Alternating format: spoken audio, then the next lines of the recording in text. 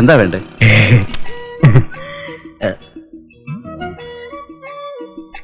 പഴത്തിന് എന്താ വില? 80 പൈസ. സോറി.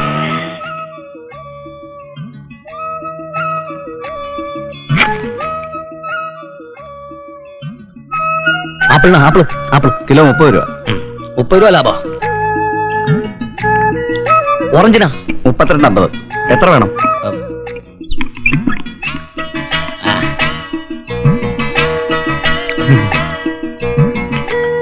ഓപ്പൺ ചെയ്. ഓപ്പൺ.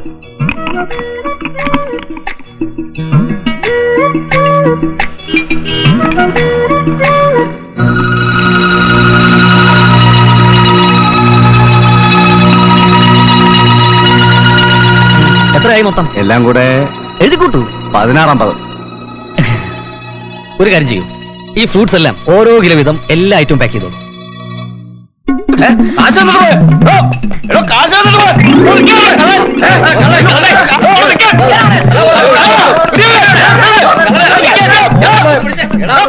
വണ്ടി എടുക്കേ.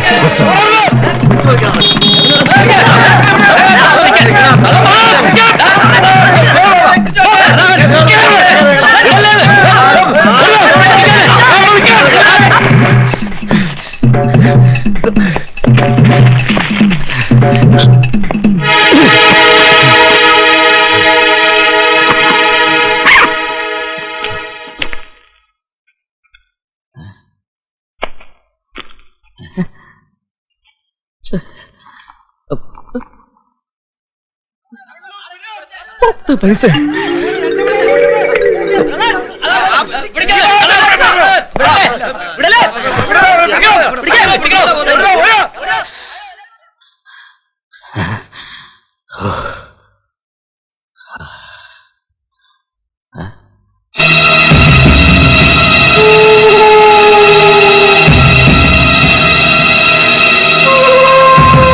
നാരായണ ഗോവിന്ദ മഹാദേവ നിലകണ്ഠ വിനായക മണികണ്ഠ കണ്യാഠ വെങ്കടാചലപതി നാരായണ ഗോവിന്ദ മഹാദേവ. വിഘ്നേശ്വര, തടസ്സങ്ങളൊന്നും ഉണ്ടാക്കരുതേ സ്വാമി. അമ്മേ,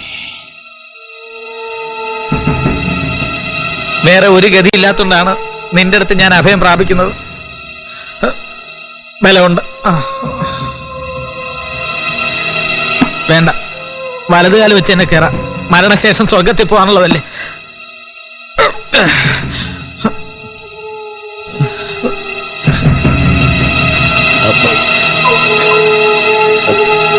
ഹലോ ഹലോ. നാളെ വരാനല്ലേ പറഞ്ഞത്? നാളെയോ? അതെ, നാളെ കാശ് റെഡിയാവും. രാവിലെ ഞാൻ ബാങ്കിൽ നിന്ന് എടുത്ത് തരാം കേട്ടാ. ഏത് കാശ്? അപ്പൊ ഞാൻ കാശ് കൊടുക്കാനുള്ള പാർട്ടീസ് ആരും പറഞ്ഞു വിട്ടതല്ലേ? അല്ല. അത് ശരി. ഇറങ്ങണോ വെളിയില്? മനുഷ്യന് മനസ്സമാനത്തോടെ മരിക്കാനും സമ്മതിക്കില്ലേ? എന്റെ അനുവാദം ഇല്ലാതെ ഈ വീട്ടിനകത്തേക്ക് കിടക്കാൻ തന്നോട് ആര് പറഞ്ഞു? എടോ, ഒരാൾ ചാകാൻ പോകുമ്പോ അനുവാദം ചോദിച്ചിട്ട് ആരെങ്കിലും രക്ഷിച്ച ചരിത്രമുണ്ടോ? I say you get out. ചൂടാവാതെ സുഹൃത്തെ. മരിക്കണമെങ്കിൽ തന്നെ ഇങ്ങനെ പട്ടാപ്പകല് കെട്ടിത്തൂങ്ങിച്ചാവണോ? വേറെ എത്രയോ നല്ല എളുപ്പമാർഗങ്ങളുണ്ട്. കണ്ണും തള്ളി നാവും കടിച്ച് ഇങ്ങനെ കെട്ടിത്തൂങ്ങി കിടക്കുന്ന കാണാൻ തന്നെ വൃത്തികളല്ലേ? ഇങ്ങനെ ജീവിക്കുന്നതിനേക്കാളും നല്ലതാ. എനിക്ക് മരിച്ചേ പറ്റൂ. എടോ, പ്രശ്നങ്ങൾക്ക് പരിഹാരം ആത്മഹത്യയാണെങ്കിലേ ഇങ്ങോട്ട് നോക്കിയേ. ഞാൻ ഇപ്പൊ തന്നെ ഒരു 50 തവണ ആത്മഹത്യയുടെ സമയം കഴിഞ്ഞു. പിന്നെ മരിക്കണമെന്ന് തനിക്ക് അത്ര നിർബന്ധമാണെങ്കിൽ ആയിക്കോ, എനിക്കൊരു വിരോധമില്ല. പക്ഷെ അതിനു മുമ്പ് എനിക്കൊരു കാര്യം അറിഞ്ഞാൽ കൊള്ളാമെന്നുണ്ട്. തൂങ്ങിച്ചാവാൻ വേണ്ടി ഇവിടെ ഇപ്പൊ എന്താ പ്രശ്നം? പ്രശ്നം അറിഞ്ഞാൽ താനോട് പോകുള്ളൂ. അത്രേ ഉള്ളൂ. എന്നാ ഞാൻ പറയുന്നില്ല.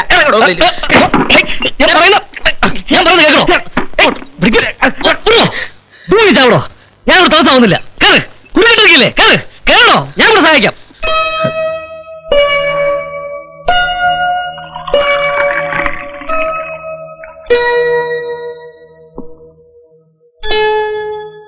കുടിക്ക്.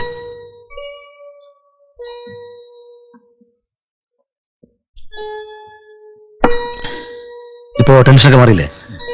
ഇനി പറ, എന്താ തന്റെ പ്രശ്നം? പട്ടിണി, ദാരിദ്ര്യം, തൊഴിലില്ലായ്മ, കടം. ഇതാണോ കാര്യം? ഈ പറഞ്ഞതൊക്കെ സർവ്വസാധാരണല്ലേ? ഇതൊന്നും ഇല്ലാത്തവൻ ഒരു ശരാശരി ഇന്ത്യൻ പൗരനല്ല. അതുമാത്രമല്ല, വേറൊരു പ്രധാന കാര്യം കൂടിയുണ്ട്. എന്താ അത്? അത് മാത്രം എന്നോട് ചോദിക്കരുത്, ഞാൻ പറയില്ല. മരിക്കുന്നത് വരെ ആ രഹസ്യം എന്റെ മനസ്സിൽ തന്നെ ഇരിക്കട്ടെ. ചാകാൻ പോകുന്നവന് ഇനി എന്ത് രഹസ്യം? തനിക്ക് എന്റെ അവസ്ഥ അറിയോ? ഏത് കൊലക്കൊമ്പനെയും തളയ്ക്കുന്ന പ്രശസ്തമായ തെക്കേപ്പാട്ടെ ആനപ്പാപ്പാന്മാരുടെ കുടുംബത്തിലെ അവസാനത്തെ കണ്ണിയാ ഞാൻ.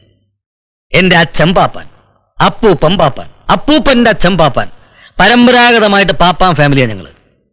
പക്ഷെ എന്റെ സുഹൃത്തെ, എനിക്കിതിലൊന്നും ഒരു താല്പര്യവും വിശ്വാസമില്ല.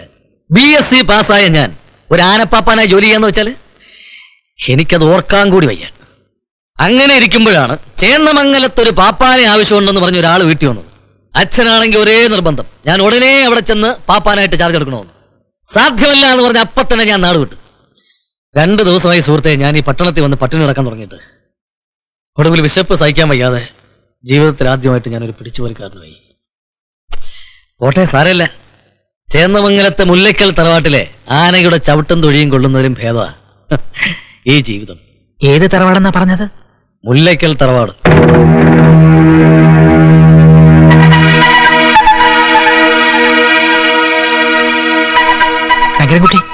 ശങ്കരൻകുട്ടി, നീ പിന്നെയും തൂങ്ങിച്ചാൻ തീരുമാനിച്ച? ഇല്ല. പിന്നെ ഈ പരിചയമില്ലാത്ത ആൾക്കാര് ആനയുടെ അടുത്ത് നിന്ന ആന ഉപദ്രവിക്കോ? കെട്ടിപ്പിടിച്ച് ഉമ്മ തരും. ഇത് വഹിക്കാനാണ് ഈ പാദരാത്രിക്ക് എന്നെ വിളിച്ചുണർത്തിയത്. അല്ല, ഈ പാപ്പാമാരുടെ പണി റിസ്ക് ഉള്ള സംഭവമാണോ എന്ന് അറിയാൻ വേണ്ടി ചോദിച്ചതാ. ഏയ്, ഒരു റിസ്കും ഇല്ല. ചിലപ്പോ ഈ ആന പാപ്പാന്റെ തല ചവിട്ടി പൊട്ടിക്കും, വേറെ ചിലപ്പോ ആന കൊമ്പുകൊണ്ട് കുത്തിക്കൊല്ലും, ഇനി അതുമല്ലെങ്കിൽ തുമ്പിക്കേക്ക് പിടിച്ച് നിലത്തടിച്ച് കൊല്ലും. അതൊക്കെ പാപ്പാന്റെ ഭാഗ്യം പോലെ ഇരിക്കും. എന്തേ? വെറുതെ പറഞ്ഞു പേടിപ്പിക്കാതെ. ഓ, ആന സ്നേഹമുള്ള ജീവിയാ. പിന്നെ അതിനെ വേദനിപ്പിച്ച ആ കാര്യം വെറുതെ വിടില്ല. കുഞ്ഞുനാളോട്ടെ ആനകളോടും പാപ്പാമാരോടും എനിക്കൊരു പ്രത്യേക സ്നേഹ. അമ്പലങ്ങളിലൊക്കെ ആനപ്പുറത്ത് എഴുന്നള്ളിപ്പ് ഞാൻ കണ്ണെടുക്കാതെ നോക്കി നിൽക്കുമായിരുന്നു.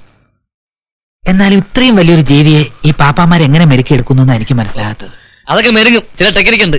വിശദമായിട്ട് ഞാൻ പിന്നെ പറഞ്ഞുതരാം. ഇപ്പൊ കിടന്ന് ഉറങ്ങ്. അർദ്ധരാത്രി ഇനി ആന മെരുക്കുന്ന കഥ പറയട്ടെ. ശങ്കരൻകുട്ടി, എന്ത്? ആനയ്ക്ക് എത്ര മർമ്മമുണ്ട്? ആനയുടെ നീ ഇവിടെ കിടന്ന് ഉറങ്ങ, ഞാൻ അപ്പുറത്തങ്ങനെ പോയി കിടന്നോളാം. മനുഷ്യനെ ഉറങ്ങാൻ സമ്മതിക്കില്ല രാത്രി. അപ്പൊ മർമ്മം ഇല്ലെന്നാണോ? ചില ആനയ്ക്കില്ല.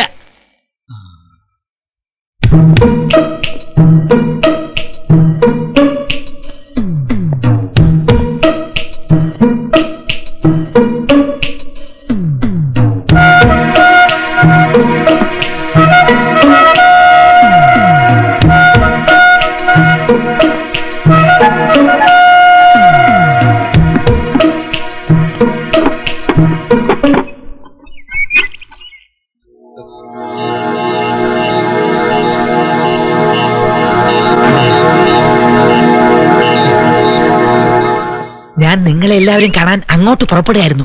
എല്ലാവർക്കും തരാനുള്ള കാശ് റെഡി ആയിട്ടുണ്ട് കേട്ടോ. വന്നേ പറയട്ടെ. വന്നേ. പാവം ഉറങ്ങിക്കോട്ടെ. വെളുപ്പിന് 3 മണിക്കുള്ള കുവൈറ്റ് ഫ്ലൈറ്റിലാവും വന്നത്. ആര്? ഒരു ലോഹിതാക്ഷന്റെ കാര്യം ഞാൻ എപ്പോഴും നിങ്ങളോട് പറയാറില്ലേ? ഇല്ല. എന്നാ പറയാൻ വിട്ടുപോയതായിരിക്കും. എന്റെ ബാല്യകാല സുഹൃത്താ. കുവൈറ്റിലെ ഒരു വലിയ എണ്ണ കമ്പനിയിലെ മാനേജറാ.